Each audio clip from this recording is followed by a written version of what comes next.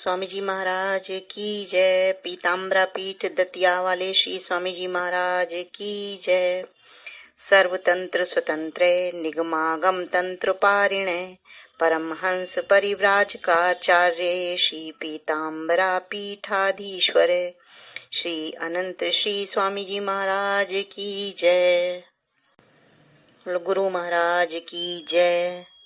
माँ पीताम्बरा की जय। तत्कर्म हर्तोषम यत्सा विद्या तन्मतिर्यया तद्वर्णम तत्कुलम श्रेष्ठम तदाश्रमम शुभम भवेत्। जिस कर्म के द्वारा स्वामी संतुष्ट हो सकें, वास्तव में तो वही कर्म श्रेष्ठ कहा जा सकता है, और जिसमें श्री स्वामी चरणों में मति उत्पन्न हो सके वही सच्ची विद्या है।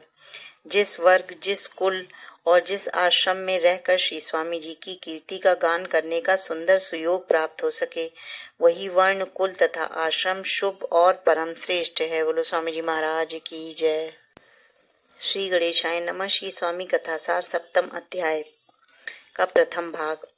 हे सहस्त्रबाहु, हे कृष्ण, हे गोविंद, जिस प्रकार धनिक अधिक धन प्राप्ति की इच्छा से अपने जमा किए हुए धन को छोड़कर परदेश गमन करता है, वैसे ही मूर्ख लोग स्वप्न तुल्य अनित्य स्वर्गादि परलोक में अनेक प्रकार के सुखों की कल्पना करके उसके लिए धर्मादि चारों श्रेष्ठ पुरुषार्थों को भूलोक में गंवा देते हैं।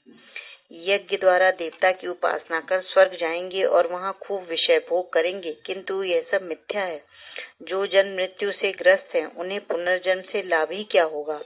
हे ब्रह्मवेत्ता, आप मोक्ष प्रदाता हैं। हे कैवल्यदाता नारायण, आपके भक्त की महिमा शुभ कर्म द्वारा बढ़ती नहीं है और अशुभ कर्म द्वारा घटती भी नहीं है। भक्त भूत भविष्य वर्तमान काल के सकल पापों का अतिक्रमण करता है। अब पाप उसको संताप प्रदान नहीं करता, वह सब पापों को भस्म कर देता है। जो गुरु शरण में आया, जिसने आपकी चरण धूलि को अपने माथे से लगाया, उसने ही सब कुछ पाया। हे दीनानाथ, जो शरण में आता है उसके सद असत कर्म आपके दर्शन मात्र से ही भस्म हो जाते हैं।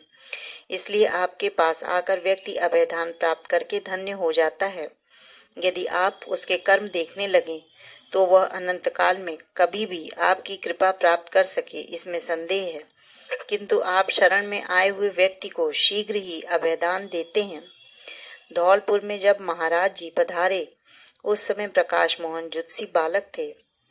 वे प्रधानाचार्य ब्रजमोहन जुत्सी के पुत्र थे।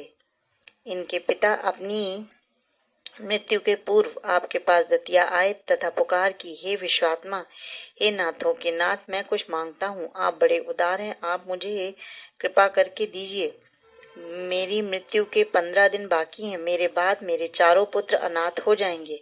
आप अनाथों के नाथ हैं, उन्हें अपनी शरण में ले लें, जिससे मैं सुख से मर सकूंगा। दीन बंधु श्री महाराज अपने शिष्य की आग पुकार सुनकर गंभीर होकर विचार में पड़ गए। उनसे अपने भक्त का दुख देखा नहीं जाता था। अपने प्रिय शिष्य को चरणों में लिपटाकर और सिर पर हाथ फेरते हुए तरह तरह से सांत्वना देकर कहा, अभी तुमको भूलोक को छोड़कर मणिपुर धाम जाने में 15 दिन नहीं, 1 माह का समय है, तथा बच्चों की चिंता तुम मत करो। जब तुमने इन्हें मुझे सौंप ही दिया है, तब ये मेरे हुए। पिता की मृत्यु के बाद प्रकाश जी दशहरे के अवकाश में आगरा से अपने बड़े भाई के पास दतिया आए। अपने गरीब अध्यापक भाई पर आए आर्थिक बोझ को समझकर उन्होंने आत्महत्या करने का निश्चित विचार किया। दशहरे के दिन संध्या समय प्रकाश मोहन आश्रम में महाराज जी के दर्शन के लिए आए। उस समय आश्रम में आरती हो रही थी। आरती पूर्ण हो गई, प्रसाद बांट दिया गया। श्री प्रभु ने भी प्रसाद लिया और अचानक प्रकाश जी का हाथ पकड़कर एक तरफ ले जाकर बोले, प्रकाश जी, मृत्यु होने के बाद जरूरी नहीं कि मरने वाले को मोक्ष मिले, और जिसकी अकाल मृत्यु होती है उसको तो कभी मोक्ष मिलता ही नहीं। तुम्हारा जीवन भविष्य में बहुत ही खुशियों से भरा होगा। उस समय बड़े भाई के उपकारों का बदला चुका देना। आत्म कल्याण के लिए प्रयत्न करने चाहिए। प्रकाश जी को लगा मानो किसी ने एक क्षण में ही आत्महत्या के विचार को तेज धार से काट दिया हो। श्री प्रभु के वचन सुनकर उनका हृदय परिवर्तन हो गया। आखिर सबके मालिक तो श्री स्वामी जी महाराज हैं।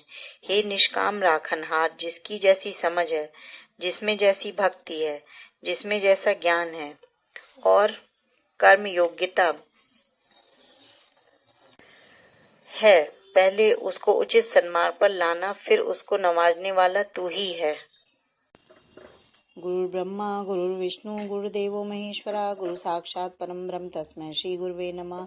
यदक्षरं पदभ्रष्टं मात्राहीनं च यस्य भवेत् तत्सर्वं क्षम्यतां देव प्रसीद परमेश्वरः।